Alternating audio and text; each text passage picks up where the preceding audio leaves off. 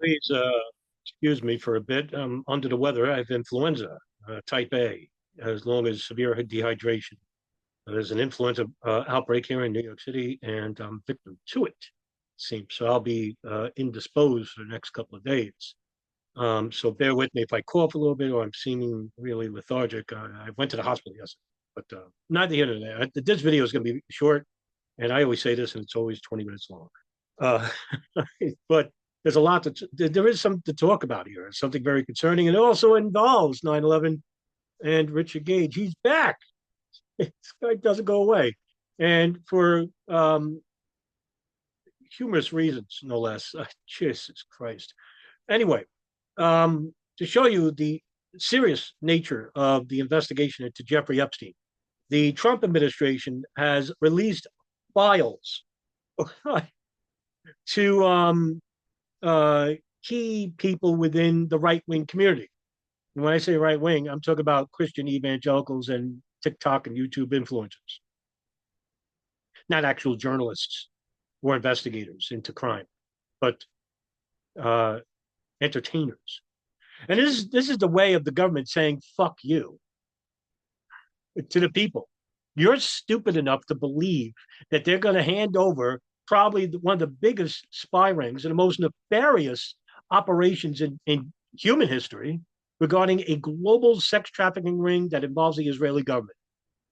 And they're going to give it to people like libs of TikTok and Jack Posobiec, people who have no relevancy in the real world.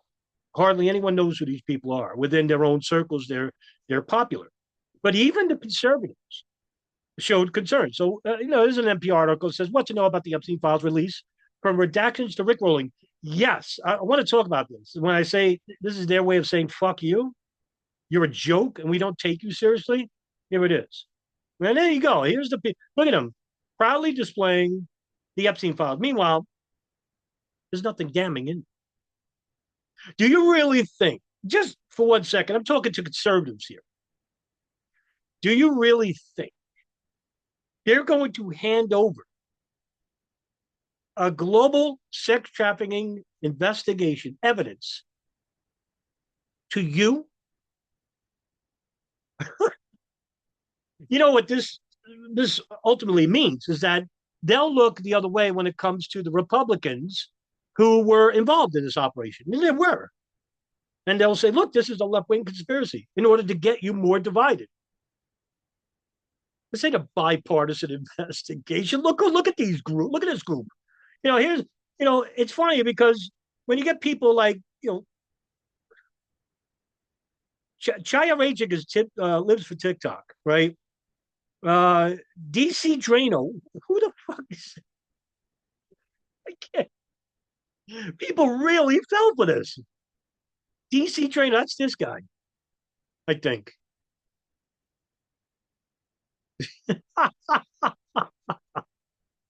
that's like that's like giving the WWF sex abuse for the last 40 years and giving it to The Rock and Stone Cold and Doink the Clown. Right? Anyway, if it wasn't funny, this would be a travesty. The Justice Department released a batch of files from its investigation into late disgraced financier and convicted sex offender Jeffrey Epstein on Thursday after considerable fanfare. But the documents contain little new information to the dismay of prominent right wingers. Pam Bondi, who's an absolute retard, teased the document release in a Fox News appearance on Wednesday after growing pressure from a handful of Republican lawmakers. She blamed the delay on efforts to protect victims' privacy, but promised a lot of flight logs, a lot of names, a lot of information as soon as the next day, and they never did. In fact, we already had that information. That doesn't mean anything. But what we need is the tapes that were found in the Manhattan townhouse of Epstein that the FBI were handed over by Epstein's lawyer. Epstein's lawyer has the rest. Was it everything? They're not releasing anything. What's on those tapes? What the fuck do you think? There's a man behind the wall of these where prominent lawmakers and politicians and policymakers and even world leaders are engaging in sexual conduct with a minor. Remember what I said in the previous interview. these world leaders and prominent people and millionaires and billionaires are not very they're not the ones in control. The ones in control are the ones who have information that could destroy lives, like the man behind the wall. Epstein was a threat, and that's why they killed him. He didn't commit suicide. Ghislaine Maxwell, they probably said, listen, just do the 20 years. You'll be an older woman, but you'll be alive. Thursday, about a dozen right-wing influencers, including conservative commentator Liz Wheeler, Jack Posobiec, who's an ignorant God. Jack Posobiec actually thinks God is a cowboy who shoots guns and is an alpha male. Chaya Ratchik, who goes by Libs of TikTok, and they hold up the sign that says Epstein Files Phase 1. The files were not released publicly until later that day. In the meantime, some of the attendees began to downplay the contents of the binders in social media posts. In fact, internet personality Chad Prather acknowledged we didn't get the information we wanted, while activist Scott Presser called it a smoking gun. What's interesting is we're all waiting for bombshells. We're all waiting for juicy stuff, and that's what's in this binder. What's more, I shouldn't be shocked, but did they really believe that the government's going to hand over self-incriminating evidence to a bunch of illiterates? To media influencers? That's their way of saying nothing of value, nothing of importance is going to be uncovered. And to show you that we hate you, the public, we're going to give it to the people that are just, the lowest of the low, besides pedophiles. So you got these idiots that are right, far right, nothing with traditional conservative, nothing. These guys believe, that God is going to come down and take vengeance, and everyone else who believes otherwise is a secularist and an apostate and worthy of death. These are the people that believe the United States should be governed by a Christian code of ethics, their Christian interpretation. These people are nuts. And the rest is history. Now, why am I showing you this, right? What to set up for what I saw today and the reason for this video. Now, fellow 9/11 researcher and a person I highly respect is Sean Russell, the other half of the Beyond Ground Zero podcast with Darren Harvey, brought this to my attention. And this was this. So you'll read it with me. This is on Richard Gage's Substack, right? So what does it say here? Richard Gage, 9/11, to become a key player in 9/11 presidential commission. Right? The 9-page WTC evidence document heads to the Trump team, right? So what does he say here, Richard Gage? It's nothing short of a miracle. Our rather fractured 9/11 truth movement has been somewhat reassembled. No, it hasn't.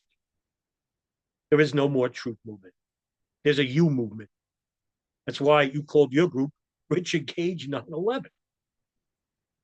Pretty fucking egotistical, but I already know your background. You're like one of the all-time worst when it comes to 9/11. You're a fringe conspiracy theorist, a person who intentionally posts disinformation about 9/11. And imagine having the nerve to think you're an honest investigator. I called you out many times, and I'll do it again. If you want to debate me face to face about 9/11, more than happy to. But you're not going to because you don't like me. I don't like you. I admit it. It's people like you and Christopher Bolin and Rebecca Roth and Jason Burmis, and I'll go down the line: Alex Jones, Jim Fetzer, and then Oli Damgard, Judy Wood, Barbara Honegger, Craig McKee. All of you are just people who propose the most dumbest conspiracies that blanket the actual conspiracies and give us actual researchers a bad name.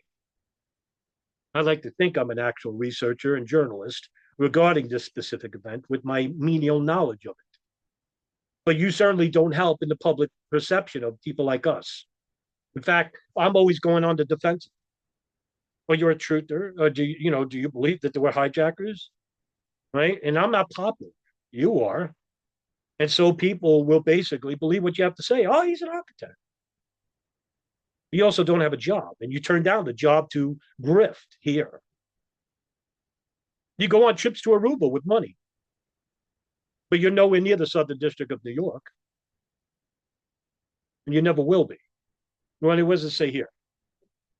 Nothing short of America, a rather fractured movement has been somewhat reassembled, if not healed by the relative newcomers to the 9/11 evidence. Today, the evidence of the explosive destruction of 3 World Trade Center skyscrapers has not only been compiled by key authors of these groups, all a bunch of, you know, just irresponsible people that, automatically assume the federal government's involved in 9/11, and, they think speculation is evidence, but it's not. Now imagine these people in court. Imagine Richard Gage going, a plane didn't really hit the Pentagon. That's it. That's it. Everything, even if he's right about anything else, his reputation is destroyed. But he doesn't believe in hijackers either. But it's now heading straight to the Trump team who is expecting it. And now you can help spread it widely by giving him, $5,000. Guy's always begging for money. And he's got a mouth to feed. He's got a wife and stuff like that. But he's a grifter. And he destroys the integrity of actual journalists and researchers. And, I find it, very damning that, you have a guy that basically, believes he's a researcher. Meanwhile, in reality, he's anything but. And to the people who are actual researchers and journalists, they know this. But he's never going to come out and basically, admit. Now, look, I played this video before, but just to show you the irresponsible nature of a guy who claims to be an architect. This was actually a video on Patrick Bet-David, and listen to what he has to say, just to prove that no one should take him seriously. This is at the very beginning of the interview, which means that it set the table, the mood for the rest of the way for the listener. Now, listen to what he has to say, and then wait a minute. You know what? Let me do this because I didn't share the sound, and I better do that first because you won't be able to hear it. Now, like I said, I'm a little bit sick, so please bear with me. And all right here, right? He's talking to Patrick Bet-David, who basically asks him about certain conspiracies. Some people, your critics, call you conspiracy theorist. Okay, that's what they say. So, why don't we cover some of the, biggest conspiracy theories of all time, and let's see what you say about them. Okay, where you stand with them. All right. Flat Earth theory. What do you think about it? I don't know. I haven't looked at that. I've heard about it. Okay, but you think Earth is round or flat? Well, I don't know. I haven't seen it other than what's been shown to us on the television. So what do I know? So that answer is still not a certain answer. We know plenty to know that the Earth is round. But okay, fine. Well, that's what we learned in school, and that's what I accept. See, what he's so you accept that the Earth is. What he's suggesting is, well, that's what I learned in school, so I have to take it, on faith.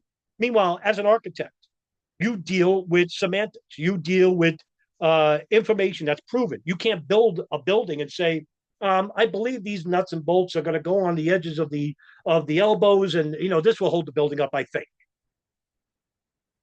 You do measurements. You configure certain items to make sure that they fit, that they won't fail.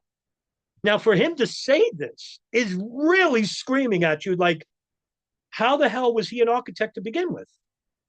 Or it's what I always believe, is that he has to do this because it fits with the narrative he's trying to push. And what is that narrative? That the conspiracies involving 9/11 go outside of rationality. And that's what he's about. Because he automatically assumes the American government is involved with 9/11. And, it's like I said, imagine going into a crime scene and automatically just saying, before you even look at the evidence, I know it didn't happen, right? I'm sorry, but that's not how you do proper investigation. That's what a corrupt cop does. And Richard Gage is corrupt. And he's doing it for money. And I will condemn this man until I have a last breath because no one else is doing it. I mean, very few people like DJ Thermal Detonator, Sean Russell, Darren Harvey. But hardly anyone calls. Now they're going to be more prominent. Good, because I'm going to be right there. And I'm going to call you out on your bullshit. So that's basically it. And look, the 9/11, the Trump administration is going to give Richard Gage, just like he did with Libs of TikTok and Jack Posobiec and DJ Train, the Epstein files. And, they're saying, fuck you. They know Richard Gage is not a threat. And that's the reason why they're having him on. Notice how the Trump administration didn't go to, say, Paul Thompson, if they could find him, or reach out, or even, more prominent people, who are popular, like Robbie Martin or Abby Martin, or even John Gold, for that matter, is still around. They probably don't even know who I am. Very few people do, but I keep it that way because I believe in a reputation. I don't like to say things without giving the audience the proper information because I always believe that to empower the people, you need to give them information, not belief or speculation, because it paralyzes them. You can't do nothing with that. And the last time we saw anything like that in a court of law was April Gallup, who actually didn't believe, who got in contact with Barbara Honecker, reached out to her and said, a plane didn't really hit the Pentagon. You didn't see it. And Abel Gallup went with that and went to the court and tried to suggest that George Bush, Joint Chiefs of Staff Richard Meyer, and Dick Cheney were involved with 9/11 attacks and a plane didn't hit the Pentagon. And what happened? Well, in 2011, the Virginia, I think it's Virginia court, basically threw out the lawsuit and gave $5,000 fines to her lawyers, even though her lawyers tried to warn Abel Gallup not to listen to Barbara Honecker. The 9/11 truth movement is intentionally misleading people. And if anybody, any prominent truther, wants to come out and say that I'm a liar and anything I ever do, anything I ever say, I'm welcome to it. I like correction. You know why? Because it enforces my belief that we are to empower the people.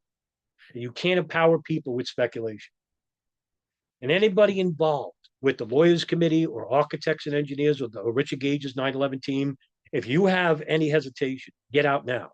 Because if you go through with this, with the Trump administration, you're going to be seen as nothing more as a crackpot, and no investigation deeper is going to be needed further. This is the death knell. This is it. Because the Epstein files, it's already publicly decreed as a bunch of malarkey, even by conservative crowds, as I read you the article. So that's it for this video. And I hope you have a good weekend. I'll see you next video, everybody.